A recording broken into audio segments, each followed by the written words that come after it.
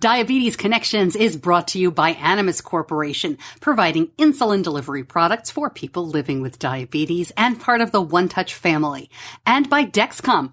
Take control of your diabetes with the world's first continuous glucose monitoring system that sends glucose readings directly to your compatible smart device. Live life on your own terms with Dexcom. Hey, it's Stacey. This podcast is not intended as medical advice. I'm not a doctor. You know that. If you have those kinds of questions, please contact your healthcare provider.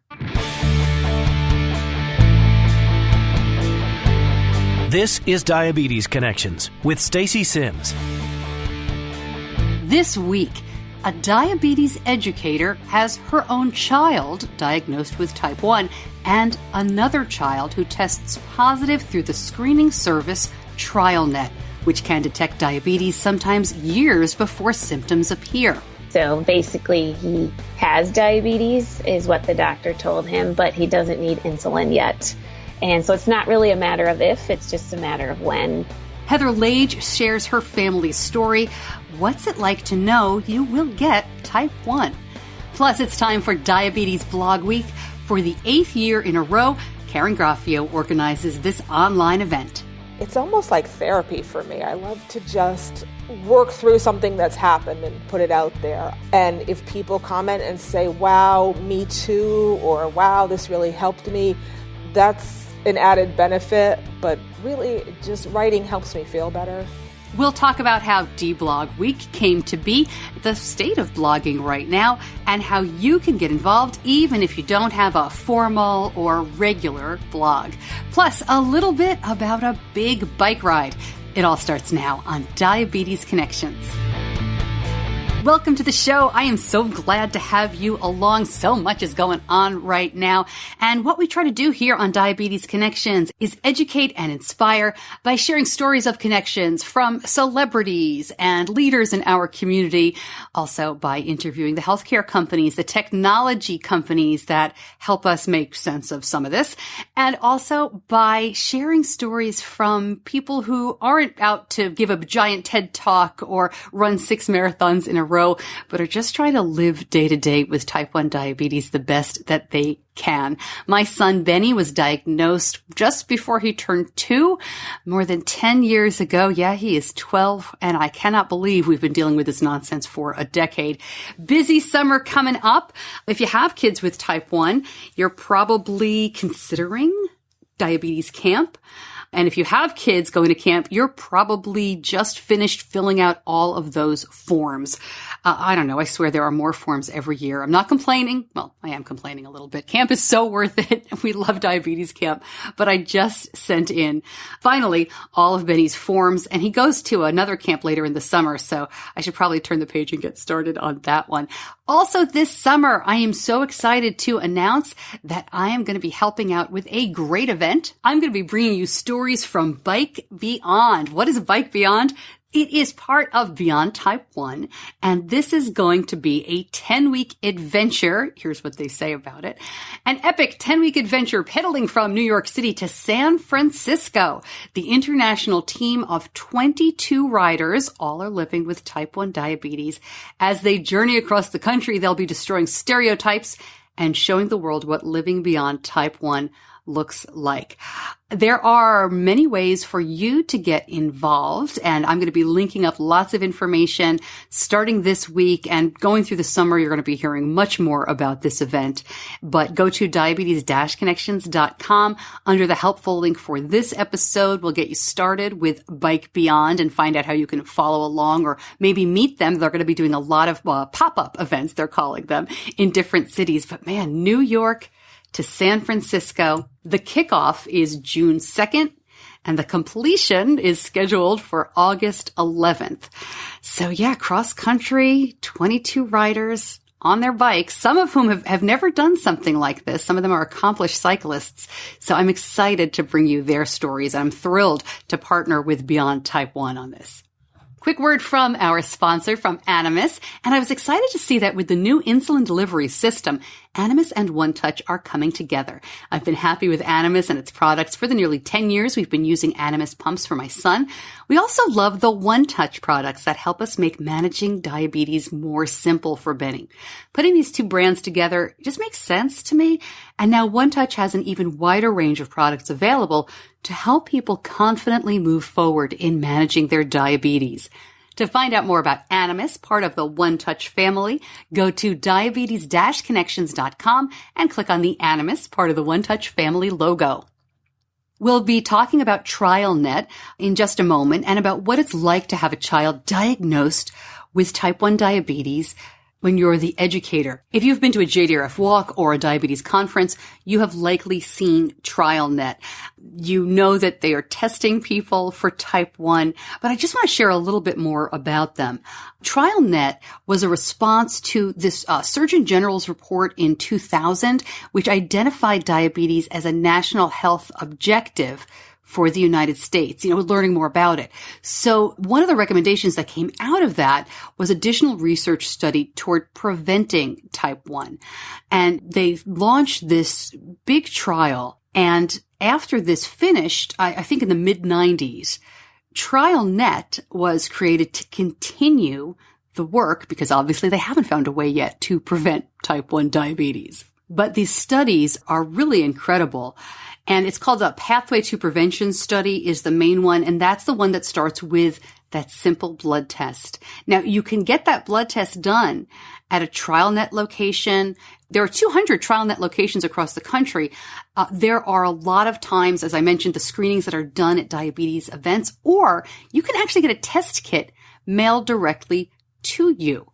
I'm going to link all this information up at diabetes-connections.com. If you have a relative with type 1 diabetes, that's how this works. So to be more specific, if you're between the ages of 1 and 45 and have a parent, a brother or sister, or a child with type 1, if you're between the ages of 1 and 20 and have an aunt or an uncle, cousin, grandparent, niece, nephew, or half-brother, sister with type 1 diabetes, you qualify. Again, it's 1 in 20 for that. I guess it would be a secondary relative, and 1 to the age of 45 for a first-degree relative, parent, brother, sister, or child with type 1 diabetes. And you can't already have been diagnosed with type 1. So what happens? When you get the results, you're going to find out if you have diabetes-related autoantibodies.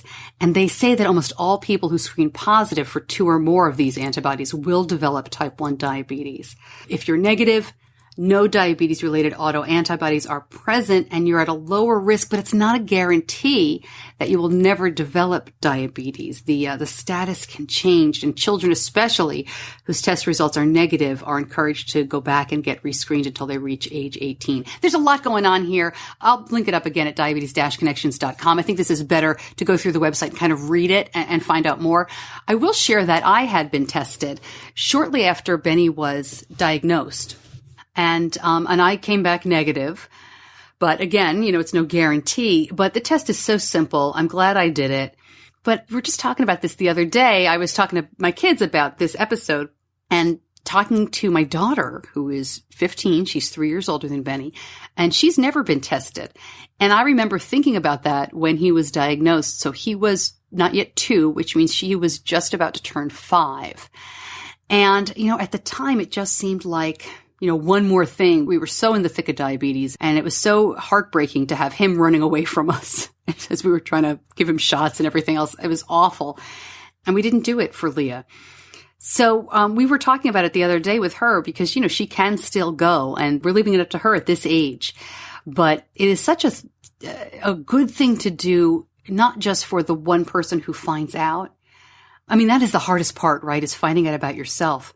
The great part about it, and the part that may make it easier, is that you may then be enrolled in a study and you may find a way to keep the diabetes from coming on, right? For prevention for months, maybe years. And maybe if enough people do this, we will find the key to preventing it, which after all is the whole goal of TrialNet. So that's a very long way of explaining TrialNet before we talk to Heather about her personal experience with it. Before we get to Heather, let me tell you a little bit about our other sponsor, about Dexcom. You know, when Benny was younger, he was totally out there sharing about his diabetes. He never minded checking or dosing in class or sports or anywhere. But like a lot of middle school kids, such a fun age, he's getting more private. And I was surprised to see how much the Dexcom really is helping with that. Being able to discreetly check the display on his smart device or the Dexcom receiver is a lot less cumbersome than getting out all the gear to finger stick. The Dexcom G5 mobile continuous glucose monitoring system is the first FDA-approved device to let you make treatment decisions without pricking your finger. CGM-based treatment requires finger sticks for calibration, may result in hypoglycemia if calibration not performed or symptoms expectations do not match CGM readings. For more information, go to diabetes-connections.com and click on the Dexcom logo. I heard from my first guest today just after I started the podcast in 2015. In fact, Heather emailed me in June of 2015. I hadn't even been doing it for a month at the time. And I want to read a little bit of what she wrote nearly 2 years ago.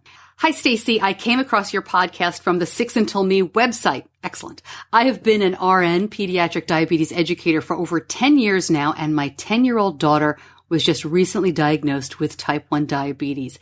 It's been quite the whirlwind to be on this side of things, to say the least. Your podcast has been a huge support for me. I have a few friends I can talk to, but it's just good to hear from another mom as well. I love the way you keep things very real, just celebrating the normal everyday successes and not feeling the need to be super diabetic. And she goes on to talk about some specific things to her and her family. And then just recently, we corresponded for a while, and she reached out to say, in the past year, I've also learned that my son, who is 15, has 4 positive antibodies for diabetes in the TrialNet study. We're in the monitoring phase and hoping to get into a study to try to delay his onset. Every day without needing insulin injections is a gift. It's quite the different experience with an older teenager and knowing it's coming. So I emailed Heather and asked her to come on the show because what a story. I mean, she's a diabetes educator. Her ex-husband has type 1. As you heard, their daughter was diagnosed almost 2 years ago, and they learned through TrialNet that their older son will develop type 1 as well. Here's my interview, a lot to cover, with Heather Lage. It's so interesting when listeners become people that I get to know a little bit off the air and then become guests. That's happened once or twice before, and it's what we're doing today. Heather, thank you so much for joining me. I really appreciate you spending some time with me. Yeah, thanks for having me.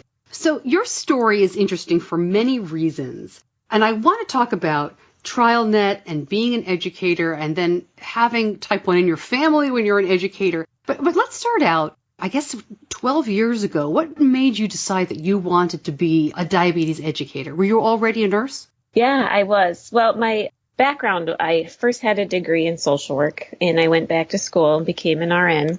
And then I worked at a children's hospital, and I loved what I did, but I really loved spending time with families and being able to have more time to work with education and things. And so diabetes job opened up, and my grandfather had type 1. And so I always was drawn to type 1 diabetes. And so they hired me, and the rest is history. So what do you remember about your grandfather having type 1? I'm trying to figure out the timeline. I don't know how old you are or how old he is, but he must have been diagnosed or at least experienced diabetes in the early days of this insulin. Yeah.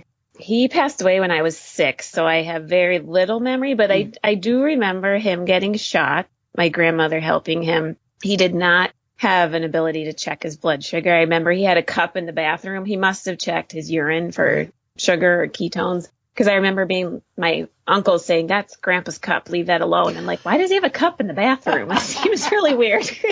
I was like, but I'll leave it alone. So, and I remember us always having to not eat sugar with him and having a very set schedule, and him being very worried about his health. And then, not a lot of ability to take care of his diabetes. And I think he would really appreciate all the tools we have today that allow you to be healthier and live longer. So it is hard to believe that when we talk about tools, you're talking about a home blood sugar meter, something that's portable and you could bring home, was not widely available until the mid-'80s. No, it's incredible to think about it that way. Just the basics. Well, luckily we don't have to worry about Grandpa's cup anymore. That's a very funny story.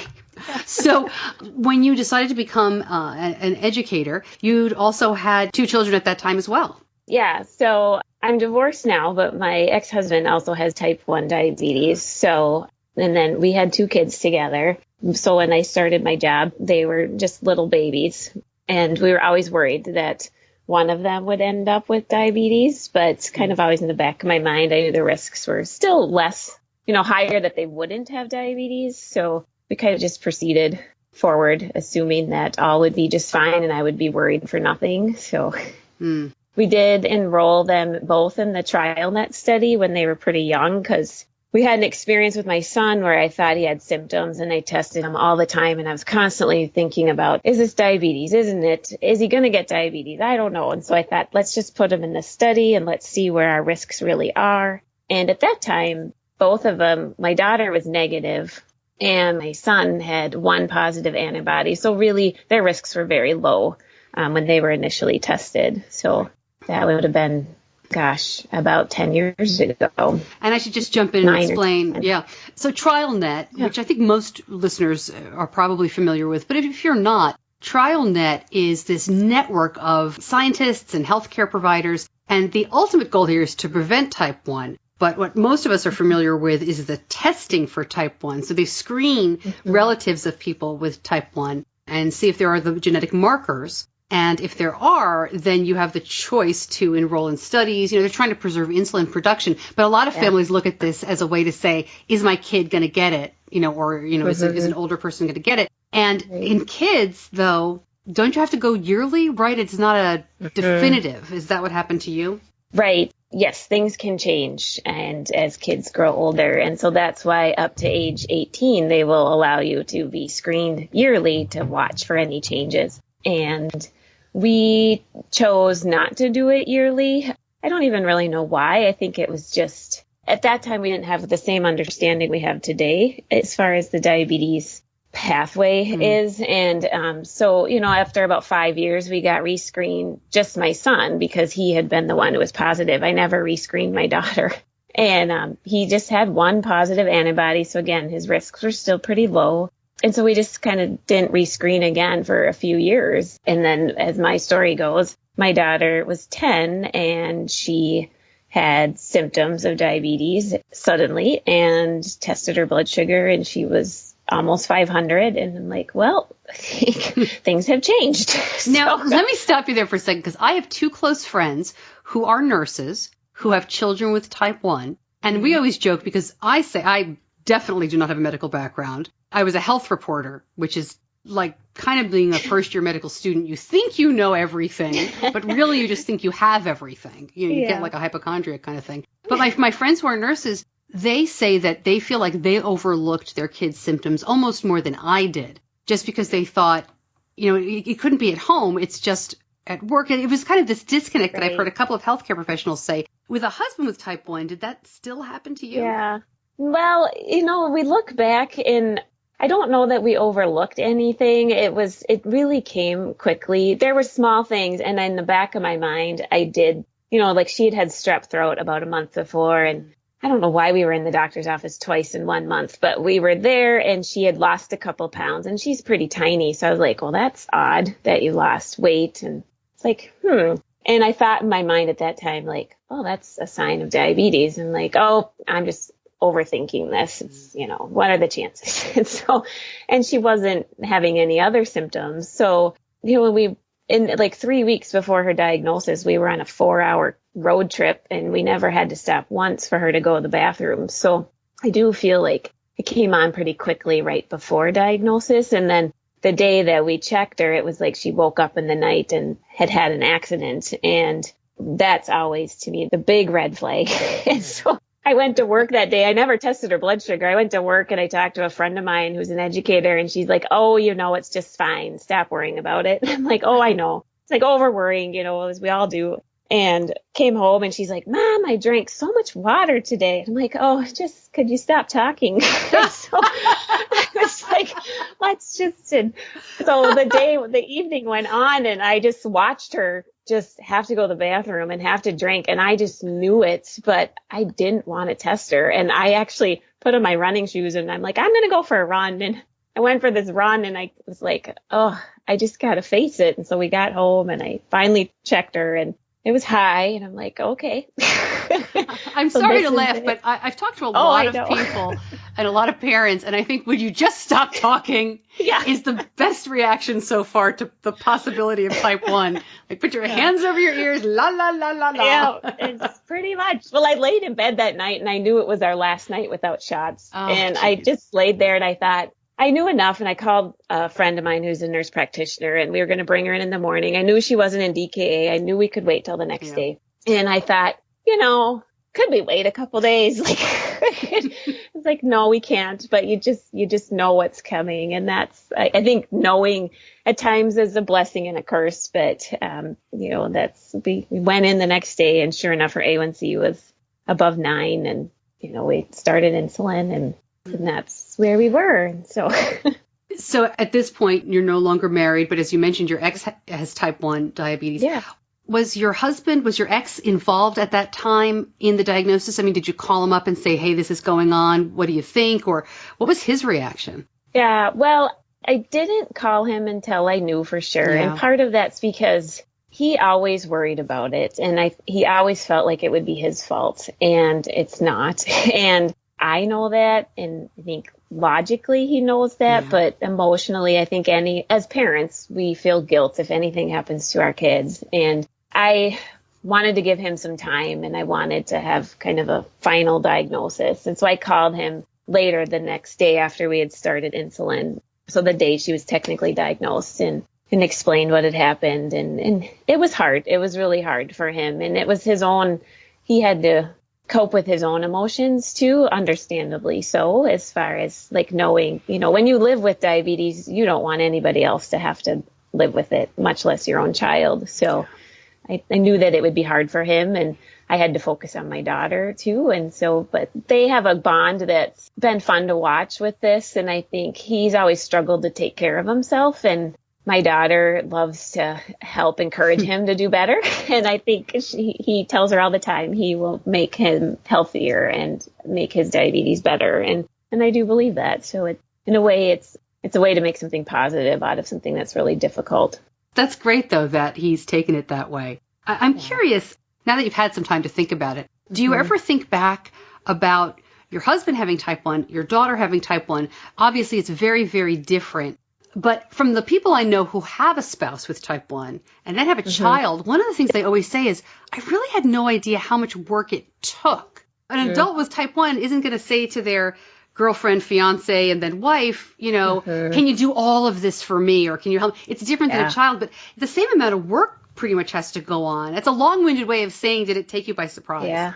Well, I mean, I guess the benefit of having already been an educator for 10 years, I saw the work that it took, and I had gone along with families on their journey of diabetes and knew the stories. And I had been a medical staff member at our diabetes camp a couple summers before this. And, we're in charge of those kids' diabetes when we're there. And so I didn't have the side as the parents where you also have your emotional ties to it. I could step back a little bit more as the educator and the nurse. So I think that took me by surprise a little bit. I have a friend whose daughter has diabetes, and I used to tease her. I'm like, you have to sleep. You need to sleep through the night. Like you need to take care of yourself. And she's like, yeah. And then when my daughter was diagnosed, I don't know that I've slept through the night in 2 years. So and I see, where the struggle is, that it's easier to say that than to actually just let it go. And so I think those are the piece. And the other piece that took me by surprise was how much the little things made a really big difference. And it did change how I asked people questions about their own child's blood sugars. And as I was trying to help them manage their child's blood sugars, I saw, like, if my daughter ate a chocolate shake versus a turkey sandwich, we had very different blood sugars 2 hours later. And so, and I think those pieces of it that maybe we weren't so good at teaching families about, unless you experience it personally, that it changed how I did my job, definitely. So I've always felt incredibly lucky that our diabetes educator, who we were assigned at random, we went to a very large healthcare facility here in the Charlotte, North Carolina area. And I've talked about Lynette before, who's just my angel. I adore her. She's become a close friend. But she has 2 sons with type 1. One of whom was diagnosed as a child, a very small kid, and the other one was diagnosed older, as an older teenager. And she has experienced it in a couple of different ways, and she's been really helpful to me as a mom. But it's funny to hear you say it changed how you talk to families. I guess, of course, now that you have personal experience. But in addition to the food, what else did it change as you talk to families? I mean, were you able to give them more emotional support, just more day-to-day tips? Or I even think just knowing that you have it in your family makes them feel better. Yeah, I think so. I mean, it certainly gave more validity to what I had to say, I guess, in a way.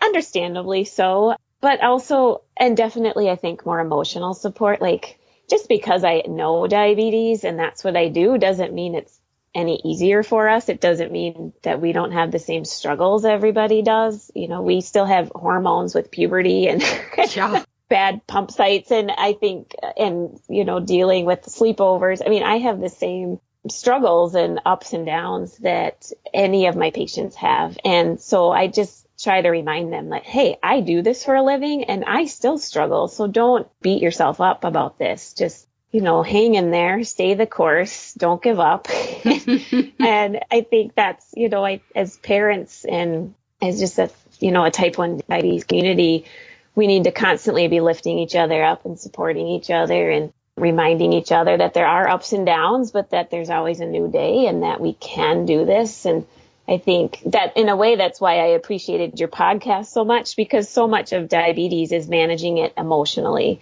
And as an educator who's worked in this for so long, I couldn't necessarily turn to other parents in my community. And so I turned more online or to just a small group of friends so that I, could have that same support and outlet for my struggles too. So thank you so much. That's great to hear.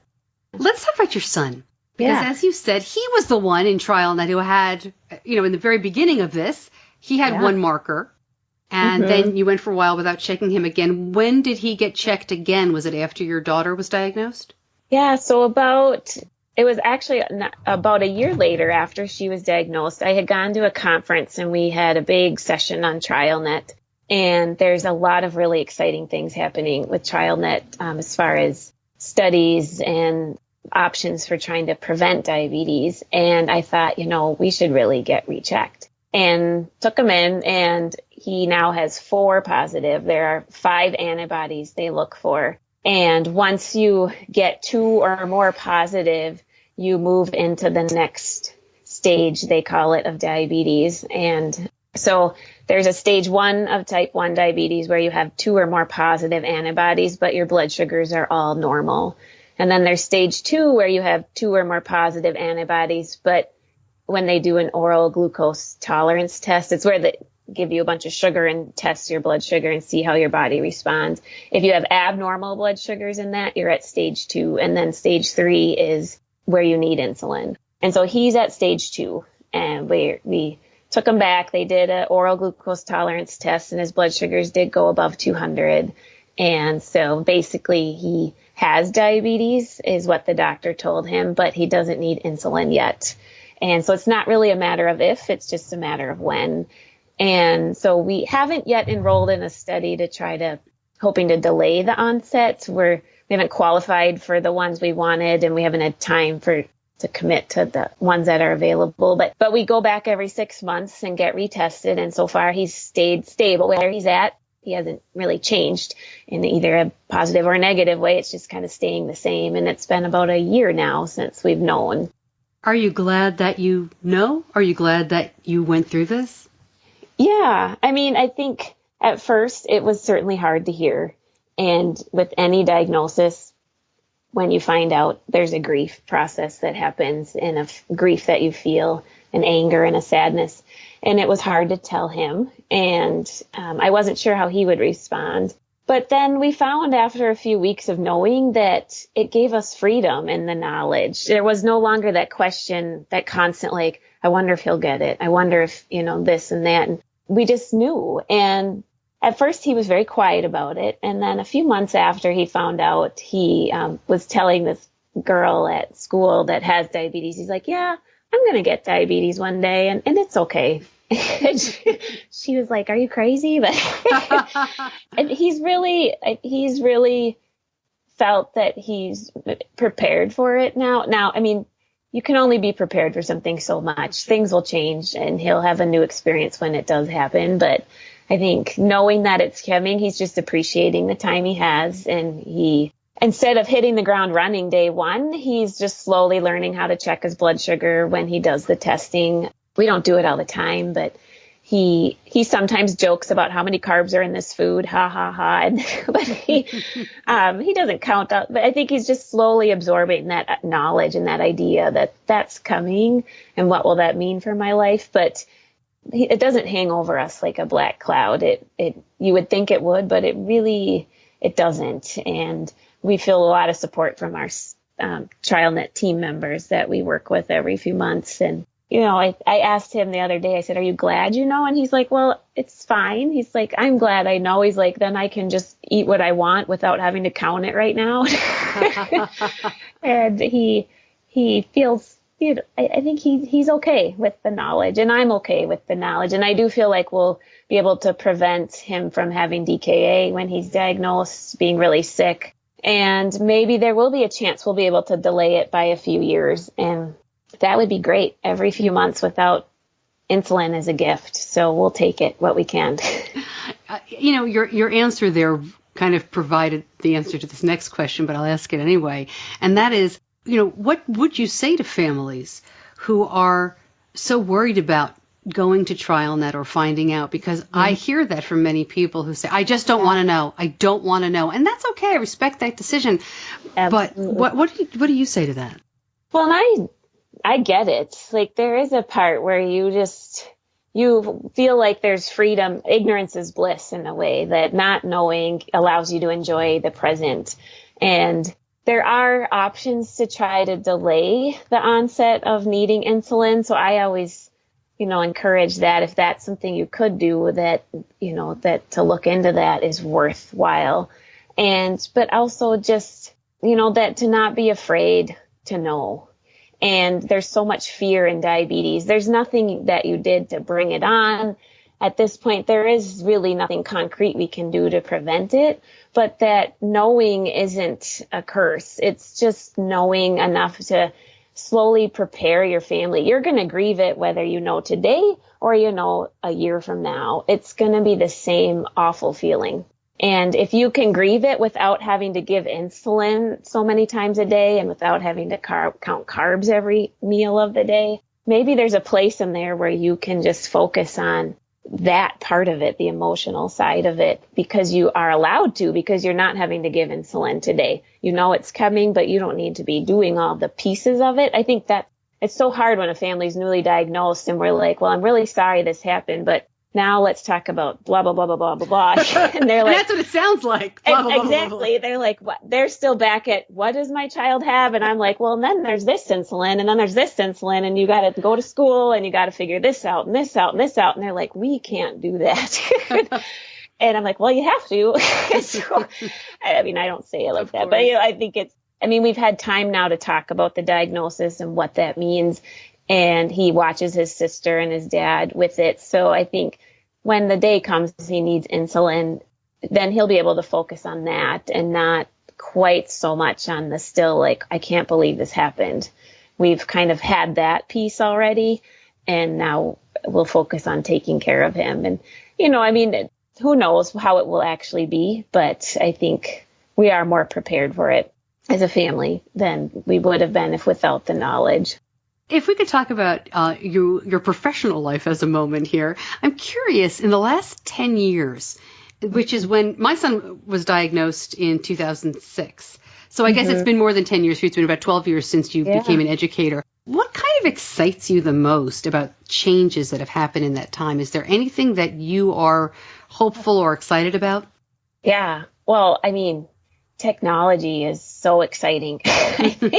I remember when I first put a glucose sensor on a patient, and it was somewhat obnoxious, and it's embarrassing to even think about.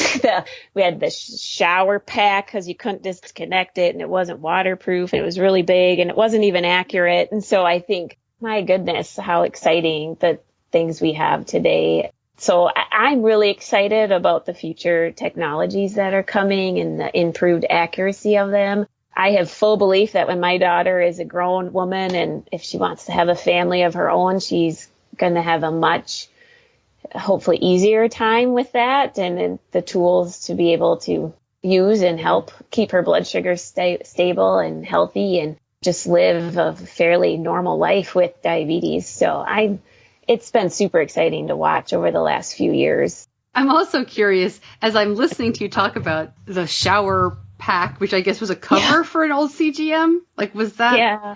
Well, there was a CGM that was used just in doctor's offices. And so the part that they would enter information into was connected by a large cable to the sensor that was on their body, but they couldn't disconnect them at all. And so they had to put the part that they entered things into a shower pack and hang it around their neck when they took a shower. Oh my gosh. So you'd have like a 17-year-old boy sitting across the table from you, and he'd just look at you like, what? Like, yeah, I know. So, Grandpa had this cup. You have this thing around your neck. I know. And I was like, oh my gosh. I just like, so when. Hey, maybe in another 10 or 15 years, we'll be looking at what we're using now and saying, can you believe what they did? I know. Well, yeah. Do your patients or do your clients and your families, anybody think that you have it all figured out? Now, I'm assuming that you don't. I'm going to assume that your daughter doesn't have perfect blood sugars. I'm going to assume that maybe you do. But, no. Okay, yeah. But do some of your families that you work with, do you have to talk to them about the reality of it? Because I always say, Oh, that was my Dexcom going off. Sorry. Well, there you go. Perfect timing. I was just about to right. say perfection is not an option. That's what I tell people. And so I'm assuming that's not the perfection alert. Do you need to go take that? No, it's just fine. She's on spring break and she just had breakfast. So yeah, no, I tell them all the time that I do not have this all figured out. And there's only so much you can control about diabetes, and nobody has a crystal ball that can see all, and there's a real life piece of this. And I have days where I'm tired and I don't want to do it anymore too. And there's days where she feels that way. And so it's all of the above. There's nothing that just because I understand diabetes, that means that I have it all figured out. In fact, there are many moments where I am banging my head against the wall going, what is happening? And what do I do with this number? So no, we're on a journey together, and hopefully I can learn from them and they can learn from me, and we just keep learning together and getting better at it. Well, Heather, thank you so much for sharing some time with me. Keep us posted about how your son is doing. It's very interesting that it's, where you are. I don't know if interesting is the right word. It just seems to me that, our kids or anybody who's diagnosed with type 1 has gone through this part, right? They've gone through the part where their blood sugar is going up, but they didn't have insulin yet. We just didn't know it. Right. Wow. Yeah. Yeah. We kind of it'll be interesting to see how he feels about it 10 years from now and what the experience is. So, but for now we're in a good spot. So as good as you can be with knowing what we know. Exactly. Well, thanks again. I really appreciate you spending some time with me. Thanks for having me.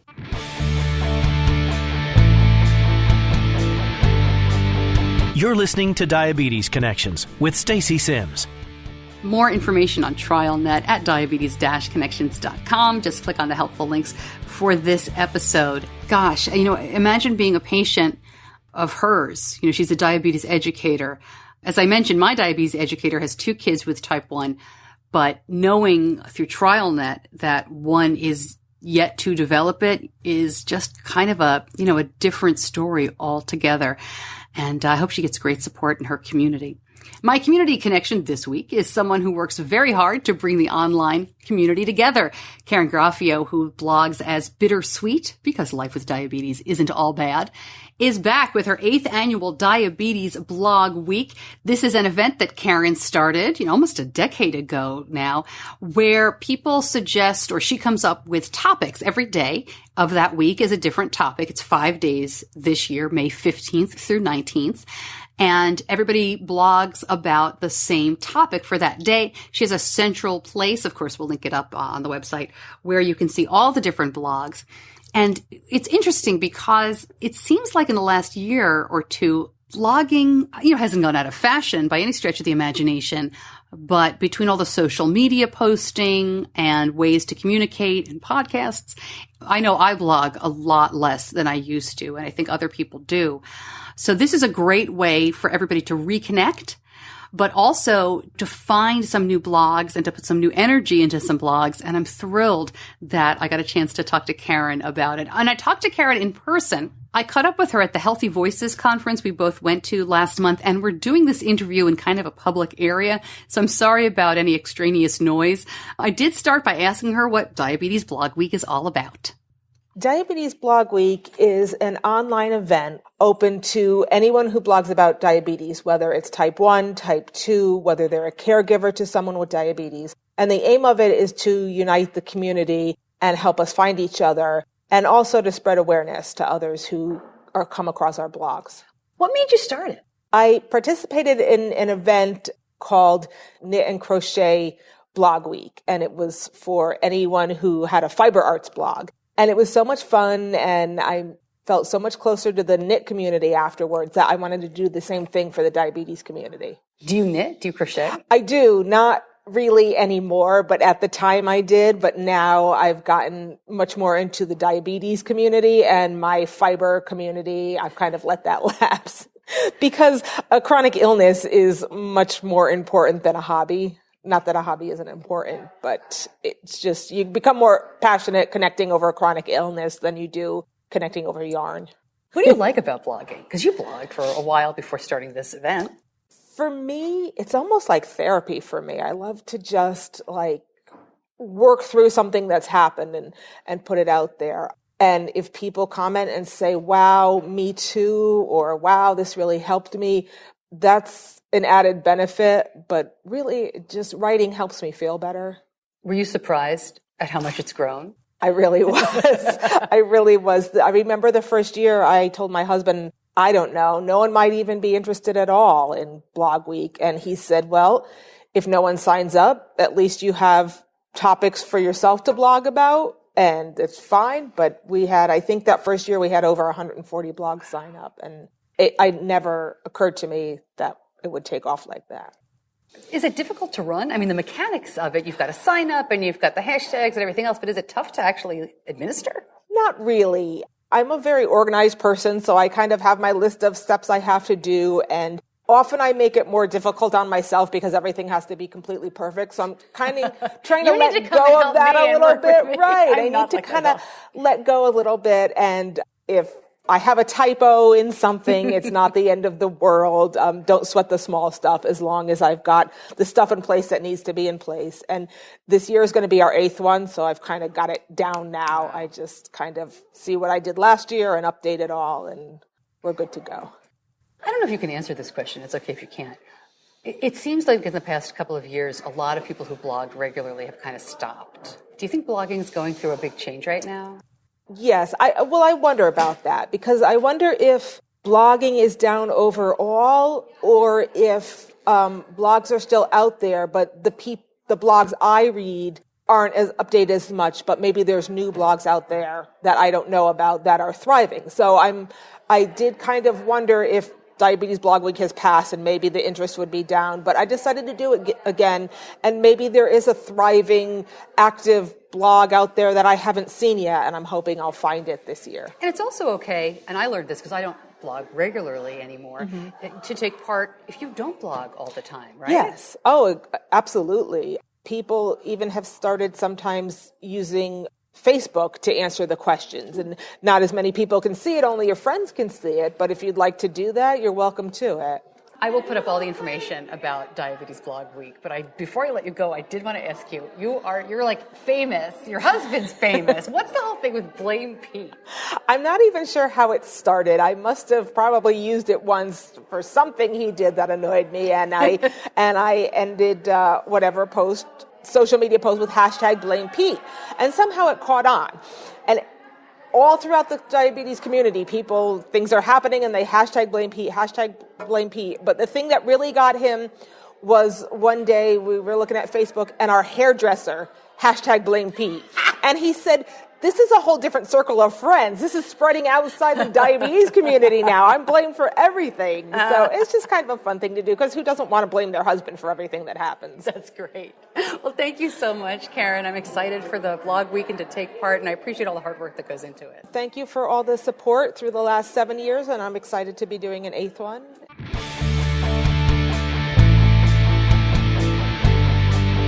More information on Diabetes Blog Week at diabetes-connections.com.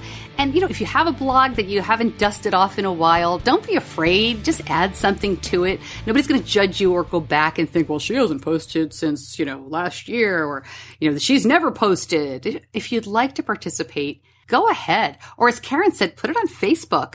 Just tell your friends about it. Or maybe just think about the prompt for that day and write it for yourself. I love blogging and podcasting really for the same reasons Karen talked about. I do it for me, and it helps make sense, or at least get this nonsense out of my head about dealing with type 1 diabetes. And it's so great to know you're not alone. Go to Karen's website and you will see the list of bloggers. It's just amazing to know that we are all in this together. So Karen, thank you so much for keeping up with this. And of course, it is what I based Diabetes Podcast Week on. So I really appreciate that. That happens in February, and we will do that again next year. Stay tuned for much more about Bike Beyond. We're going to be following them all summer long. Great bike ride across the country from Beyond Type 1. I cannot wait to talk to these people and find out why the heck they're doing that, and lots more to come in the next few weeks.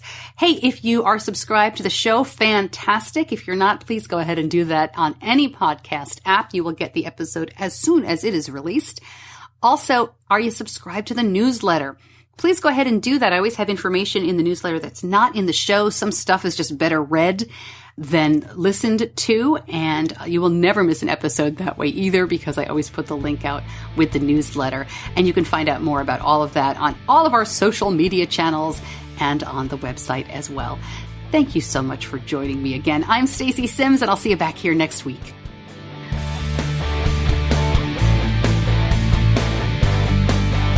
Diabetes Connections is a production of Stacey Sims Media. All rights reserved, all wrongs avenged.